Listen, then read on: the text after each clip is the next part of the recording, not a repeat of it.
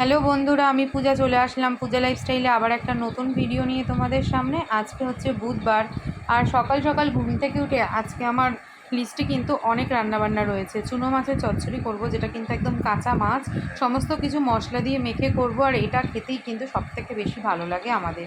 আর এখানে মনার জন্য টিফিনে বানাবো পাস্তা, তাছাড়া ভাত ডাল তরকারি আরও যা যা লাগে আর কি, সেগুলো তো সমস্ত রয়েছেই। আর সকাল সকাল আজকে গণেশ একটু তাড়াতাড়ি বেরোবে বলেছে, তো বুঝতেই পারছো সকালবেলা যদি কেউ তাড়াতাড়ি বেরোয় তাহলে কতটা তাড়া থাকতে পারে। যতই সকালে ঘুম থেকে উঠি না কেন, 4:30 5টা যাই হোক, সেই একটা সময়ের পর গিয়ে এত তাড়াহুড়ো লেগে যায়, মনে হয় যেন সেই দৌড়ে ছুটোছুটি করে কাজ করতে হয়। সমস্ত কাজ গোছানোর পরও কিন্তু এই সমস্যাটা হয়েই থাকে। নিজের জন্য 1 কাপ চা বানিয়েছি, আর মনার পাস্তাটাকেও একদম রেডি করে নিয়েছি, আর ওদিকে গণেশকেও খেতে দিয়ে দিয়েছি। এরপর আবার আমাকেও রেডি হতে হবে, কারণ মনাকে তো আমারই স্কুলে নিয়ে যেতে হবে।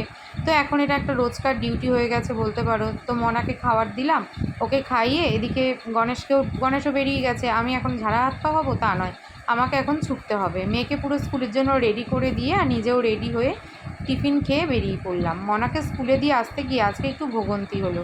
কী বলো তো, বাসটা পেতে আমার একটু দেরি হয়ে গেল। যাই হোক, বাস পেয়েছি এই অনেক। রাত্রেবেলা গেলাম একটু বাজার কলকাতায়। আমি একটা কুর্তি কিনেছি। কোন কুর্তিটা সেটা তোমরাই গেস্ট করে জানিও তো, এইটা নাকি আরেকটা, তোমরাই জানিও। টাটা।